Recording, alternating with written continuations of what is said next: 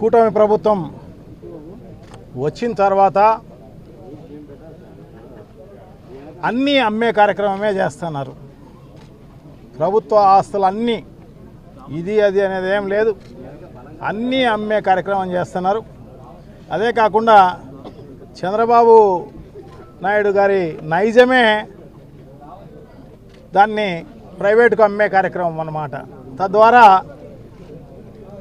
తన జోబి నిండడానికి, తన అనుయాయుల జోబి నిండడం కోసమే వాళ్ళు గతంలో అంతా కూడా ప్రైవేట్ పరం చేసిన పరిస్థితి మనం చూసాం.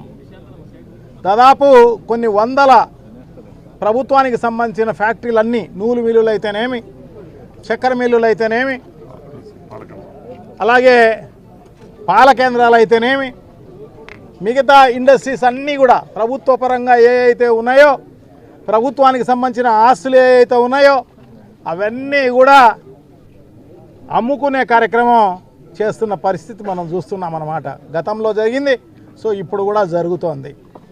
సో ఇప్పుడు కొత్తగా టూరిజంకు సంబంధించి దాదాపు 15-16 వేల కోట్ల రూపాయల ఆస్తులను అమ్మకానికి పెట్టిన పరిస్థితి మనం చూస్తున్నాం. సో ఫిషింగ్ హార్బర్లు అయితేనేమి, షిప్ హార్బర్లు అయితేనేమి, ఇవన్నీ కూడా అమ్మే కార్యక్రమం చేయడం జరుగుతోంది. ఇదే కాకుండా దీని పరాకాష్ఠగా ఇప్పుడు మెడికల్ కాలేజీలను కూడా అమ్మే కార్యక్రమం ఫస్ట్ ఫేజ్లో 10 మెడికల్ కాలేజీలను అమ్మే కార్యక్రమం చేయడం జరుగుతోంది అన్నమాట. చాలా దారుణం. ప్రభుత్వ ఆస్తులు ఇవన్నీ దాదాపు జగన్మోహన్ రెడ్డి గారి టైంలో 3,000 కోట్ల రూపాయలతోటి ఈ ఫస్ట్ ఫేజ్లో 5 పూర్తి చేయడం జరిగింది. సెకండ్ ఫేజ్లో ఇంకొక 5 కూడా దాదాపు 90% పూర్తి కావడం జరిగింది. దాంట్లో పులివెందులు అయితేనేమి, ఆదోని అయితేనేమి, ఇవన్నీ కూడా కంప్లీట్ అయిన పరిస్థితి మనం చూస్తున్నాం. సో 25-26లో ఉంటే డెఫినెట్గా మిగతాటి కూడా కంప్లీట్ అయిపోయిన పరిస్థితి మనకు కనపడిండు. సో అటువంటిది చంద్రబాబు నాయుడు గారు వచ్చి ఇవన్నీ కూడా ప్రైవేటుకు దోచిపెట్టే కార్యక్రమం చేస్తున్న పరిస్థితి మనం చూస్తున్నాం. చాలా దారుణం. ఎందుకంటే ఇప్పుడైతే ఎందుకంటే ఒక్కొక్క కాలేజీకి 50 నుంచి 100 ఎకరాలు దానికి అక్వైర్ చేసి, లేకుంటే ప్రభుత్వ భూమి ఉంటే ప్రభుత్వ భూమి పెట్టి, ఇవన్నీ కూడా ఒక్కొక్కటి 500 నుంచి 600 ఒట్టి స్ట్రక్చర్ కోసం మాత్రమే, ఎక్విప్మెంట్ కాదు. సో దానికి స్ట్రక్చర్ కోసం మాత్రమే ఖర్చు పెట్టిన పరిస్థితి మనం చూసినాం. సో అది మిగతాటన్నీ కూడా మరీ దారుణంగా 5 మెడికల్ కాలేజీలు మొదలు కావడం జరిగింది. మరీ దారుణంగా పులివెందుల మెడికల్ కాలేజ్ అయితే ప్రారంభోత్సవం కూడా జరిగింది. 50 సీట్లు ఎన్ఎంసీ వాళ్ళు దాని శాంక్షన్ కూడా చేయడం జరిగింది. సో మరీ దుర్మార్గంగా ఆ 50 సీట్లు, ఎందుకంటే ముందుగానే ప్రీ ప్లాన్డ్గా వాళ్ళు అనుకున్నారు కాబట్టే అది వద్దు, మాకు మేము ఈ సంవత్సరం చేయదలుచుకోలేదు అని చెప్పేసి లెటర్ రాసిన దుర్మార్గుడు చంద్రబాబు నాయుడు. సో ఈ రకంగా దాన్ని ముందుగా ప్లాన్ ప్రకారమే ఆ రకంగా చేసిన పరిస్థితి అన్నమాట. సో దాన్ని ఇప్పుడు క్యాబినెట్లో పెట్టడం జరిగింది, జీవోలు ఇవ్వడం జరిగింది. సో ఇప్పుడు ప్రైవేట్ పరం చేసే కార్యక్రమం జరుగుతుంది అన్నమాట. సో ఫస్ట్ ఫేజ్లో 10, మిగతాటి అన్నీ కూడా చేసే కార్యక్రమం జరుగుతుంది అన్నమాట. సో అదే కాకుండా గతంలోనే ఆయన చిత్తూరు హాస్పిటల్కు సంబంధించి ఆ హాస్పిటల్ను అపోలో హాస్పిటల్కు దానికి ఇచ్చే కార్యక్రమం గతంలో చేయడం జరిగింది. ఏదో ఎలక్షన్స్ వచ్చి అది ఆగిపోయింది తప్ప ఇంకో రకమైన పరిస్థితి కాదు. సో ఆ రకంగా అన్నీ అమ్మేసే కార్యక్రమమే అన్నమాట. ఎందుకంటే సంపద సృష్టి అనేది ఈ రాష్ట్రానికి సంబంధించిన సంపద సృష్టి కాదు, ఆయన అనుయాయులకు సంబంధించిన సంపద సృష్టి తప్ప ఇంకో రకమైన కార్యక్రమం ఏం లేదన్నమాట. ఊరికి అబద్ధాలు చెప్పి మోసాలు చేసి ఆయన ముఖ్యమంత్రి అయినాడు తప్ప, ప్రజలను మభ్యపెట్టి ముఖ్యమంత్రి అయినాడు తప్ప ఇంకో రకమైన పరిస్థితి కాదనమాట. ఆయన నైజమే అటువంటిది అనమాట. ప్రైవేటుగా అమ్మేసే కార్యక్రమమే అనమాట. అలా తన బినామీలకు అమ్మే కార్యక్రమం చేయడం జరుగుతుంది అనమాట. సో దాంట్లో భాగంగా ఇవన్నీ కూడా 10 మెడికల్ కాలేజీలు ఇప్పుడు అమ్మడం జరుగుతోంది. దాంట్లో ఇంకొక 10 కాలేజీలు కూడా అమ్మే కార్యక్రమం జరుగుతుంది అనమాట. సో ఈ రకంగా దోచిపెట్టే కార్యక్రమం అంతా కూడా చేస్తున్న చంద్రబాబు నాయుడు గారిని ప్రజలందరూ కూడా గమనిస్తున్నారు. వైఎస్ఆర్ కాంగ్రెస్ పార్టీ దానికి ఎల్లవేళలా పోరాడే కార్యక్రమం తప్పకుండా జరుగుతుంది.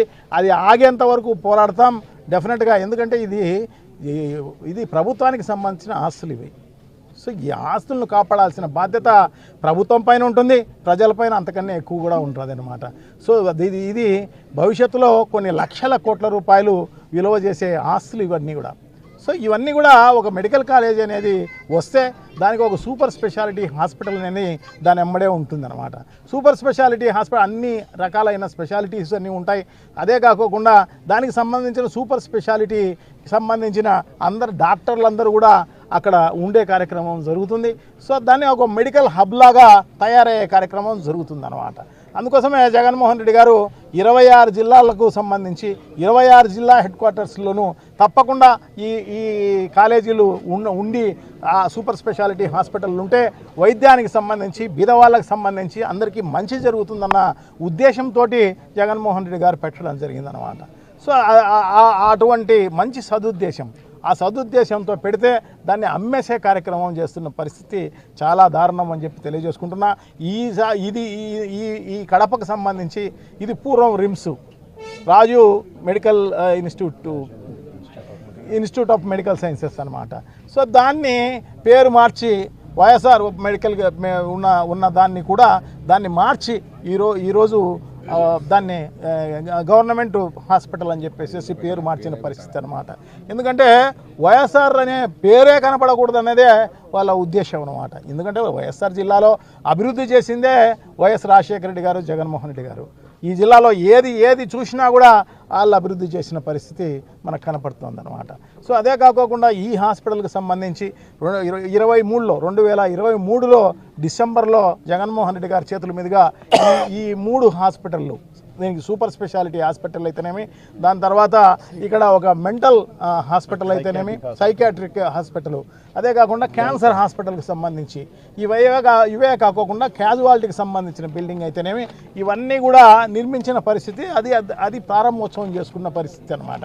సో అప్పుడే రిక్రూట్మెంట్కు సంబంధించి రిక్రూట్మెంట్కు సంబంధించి మెరిట్ కూడా లిస్ట్ కూడా బయటికి రావడం జరిగింది. కానీ ఎలక్షన్స్ వల్ల అవి ఆగిపోవడం జరిగిందనమాట. సో ఆగిపోయిన తర్వాత ఈ ప్రభుత్వం వచ్చి దాదాపు 17 నెలల కాలం 18 నెలల కాలం అయిపోతుంది. ఈ 18 కాలంలో దాన్ని రిక్రూట్ చేసిన పరిస్థితి లేదనమాట. సో అంతో ఇంతో ఈ కాలేజీల్లో బయట నుంచి ఎవరినన్నా ట్రాన్స్ఫర్ చేసి పెట్టిన వాళ్ళు ఉన్నారు తప్ప వాళ్లకు అసిస్టెన్స్ ఇచ్చే వాళ్ళే లేరన్నమాట. వాళ్ళకి సంబంధించి రిక్రూట్మెంటే జరగలేదు. సో దీంట్లో ఉన్న ఎక్విప్మెంట్ కూడా క్యాన్సర్ హాస్పిటల్లో అయితే ఎక్విప్మెంట్ కూడా వచ్చిన పరిస్థితి లేదనమాట.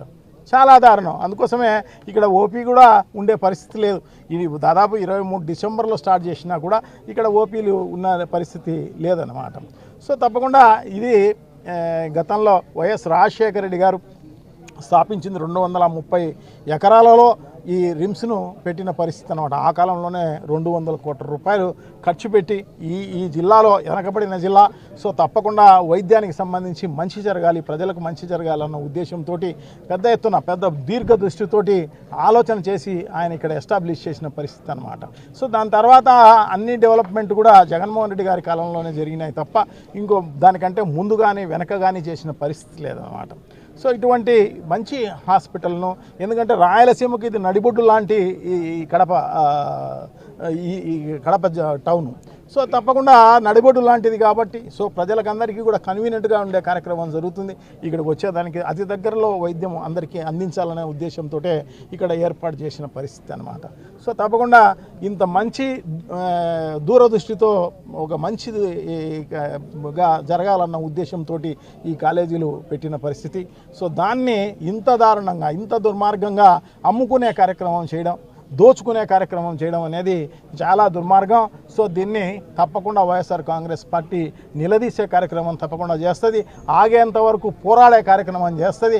మేమంతా కూడా ప్రాణాలు అర్పించడానికి కూడా దీనికి రెడీగా ఉన్నాము అని చెప్పేసి. సో ఇప్పటికైనా ఈ ప్రభుత్వం కళ్ళు తెరవాల్సిన అవసరం తప్పకుండా ఉంది. ఉన్న మెడికల్ కాలేజీలే కాదు, అలాగే మిగతా కాలేజీలు ఇంకా కొత్తగా తీసుకురావాల్సిన అవసరం తప్పకుండా ఉంది. సో అవన్నీ కూడా ఇచ్చి ప్రజలకు మేలు చేయాల్సిన ఈ ప్రభుత్వం ఈ రకంగా చేయడం చాలా దుర్మార్గము అని చెప్పేసి తెలియజేసుకుంటూ, సో తప్పకుండా ఇప్పటికైనా కళ్ళు తెరిచి ఆ జీవో క్యాన్సిల్ చేయండి అని చెప్పేసి వైఎస్ఆర్ కాంగ్రెస్ పార్టీ డిమాండ్ చేస్తోంది. ఇక్కడ తెలుగుదేశం పార్టీ మినిస్టర్లు అనేవాళ్ళు, మంత్రులు అనేవాళ్ళు, అనిత అయితేనేమి, మిగతా ఇక్కడైతే పులివెందులకు సంబంధించి ఎమ్మెల్సీ రామ్ గోపాల్ రెడ్డి గారు అయితేనేమి, సవిత అనే మినిస్టర్ అయితేనేమి, వీళ్ళందరూ కూడా ఏడన్నా మొదలు పెట్టనియో లేకోకుండా ఉంటే అవి నిదానంగా సెకండ్ ఫేజ్లో చేసుకోవాలని అనుకొని వదిలేసిన బిల్డింగ్లో ఆ బిల్డింగుల దగ్గరికి పోయి ఇక్కడెక్కడ కాలేజీలు ఉన్నాయి, ఇక్కడెక్కడ అవి ఉన్నాయి అని చెప్పేసి చెప్పిన పరిస్థితి. ఇది ప్రజలను మిస్లీడ్ చేయడం తప్ప ఇంకో రకమైన కార్యక్రమం కాదు. ఎందుకంటే వాళ్ళు మంచి చేసి ఆ ప్రజల దగ్గర నుంచి మన్ననలు పొందాల్సిందే తప్ప ఈ రకంగా బ్లఫ్ చేసి మోసం చేసి వాళ్ళకందరికీ కూడా ఆ రకంగా ఈ కొత్త టెక్నాలజీని ఉపయోగించి ఇంకా ప్రజలకు పెద్ద ఎత్తున మొబ్బపెట్టే కార్యక్రమం చేస్తున్న పరిస్థితి. దీనికి తీవ్రంగా ఖండిస్తున్నాం. ఎందుకంటే ఒరిజినల్ హీరో అనే అతను జగన్మోహన్ రెడ్డి గారు. సో అందుకోసమే ఆయన మామూలుగా తెలంగాణలో కూడా హాస్పిటల్స్ అక్కడ కూడా ఈ కాలేజీలు అక్కడ కూడా పర్మిషన్స్ వచ్చినా కూడా అక్కడ ఇంత బిల్డింగ్లు ఎక్కడ కూడా కట్టిన పరిస్థితి లేదన్నమాట. అప్పుడున్న కేసీఆర్ గారు అయితే దానికి సంబంధించి చిన్న షెడ్లలో స్టార్ట్ చేసిన పరిస్థితి అన్నమాట. అంతెందుకు ఎయిమ్స్ కూడా సిద్ధార్థ మెడికల్ కాలేజీలో పెట్టి విజయవాడలో 3-4 ఏళ్ళు దాంట్లో పెట్టి మెయింటైన్ చేసిన పరిస్థితి. 10 ఏళ్ళు కంప్లీట్ అయిపోయింది. సో ఆ రకంగా స్టార్ట్ చేసిన పరిస్థితి. కానీ జగన్మోహన్ రెడ్డి గారు మాత్రం ఖచ్చితంగా దానికి బిల్డింగ్స్ ఉండాలి, సదుపాయాలన్నీ కల్పించాలి, రిక్రూట్మెంట్ చేయాలి, తర్వాత ఎక్విప్మెంట్ ఫుల్ పెడ్జ్డ్గా ఉండాలి అని చెప్పేసి జగన్మోహన్ రెడ్డి గారు ఆలోచన చేసి ఇవన్నీ కూడా పూర్తి చేసిన పరిస్థితి అన్నమాట. 5 మెడికల్ కాలేజీలు పూర్తి చేయడం జరిగింది. ఇంకొక 5 మెడికల్ కాలేజీలు దాదాపు 90% పూర్తి కావడం జరిగింది. ఇంకా థర్డ్ ఫేజ్లో మిగతాటి కూడా మొదలుపెట్టి అవి కూడా కంప్లీట్ చేసే కార్యక్రమం ఉంది. కాబట్టే అవన్నీ కూడా చేసిన పరిస్థితి అన్నమాట. సో ఇవన్నీ కూడా ప్రజలను మభ్యపెట్టేది, బ్లఫ్ చేసే కార్యక్రమం ఇవన్నీ కూడా మానుకోవాల్సిందిగా వాళ్ళందరికీ విజ్ఞప్తి చేస్తూ ఖచ్చితంగా ఈ దీంట్లో మంచి చేయండి ప్రజలకు సంబంధించి. ఎందుకంటే కాంగ్రెస్ నాయకుడు తులసిరెడ్డి గారు కూడా పులివెందుల మెడికల్ కాలేజీకి విజిట్ చేయడం జరిగిందనమాట. ఆయన విజిట్ చేసి కూడా ఈ సవిత అనే ఆమెకు అబద్ధాలు చెప్పి ఈ రకంగా ప్రజలను మోసం చేయకండి, సో ఇవన్నీ కూడా అన్ని సదుపాయాలు కలిగినవి ఉన్నాయి అని చెప్పేసి చెప్పిన పరిస్థితి మనం చూస్తున్నాం అన్నమాట. ఎందుకంటే ఎవరైనా కూడా నిజంలాగా చెప్పాల్సిన అవసరం తప్పకుండా ఉంది. కానీ అబద్ధాన్ని నిజంలాగా చేయాలా అని చెప్పేసి చేయడం, మసిబూసి మారేడుకాయ చేయాలన్న ఉద్దేశం. ఎందుకంటే మీడియా ఉందనో లేకుంటే ఇంకొకటి సపోర్ట్ ఉందనో అన్న ఉద్దేశంతో ఆ రకంగా చేస్తున్నారు తప్ప ఇంకో రకమైన కార్యక్రమం కాదు. ప్రజలు ఇవన్నీ కూడా గమనిస్తున్నారు. ఖచ్చితంగా బుద్ధి చెప్పే కార్యక్రమం తప్పకుండా జరుగుతుందని చెప్పి తెలియజేస్తున్నాం.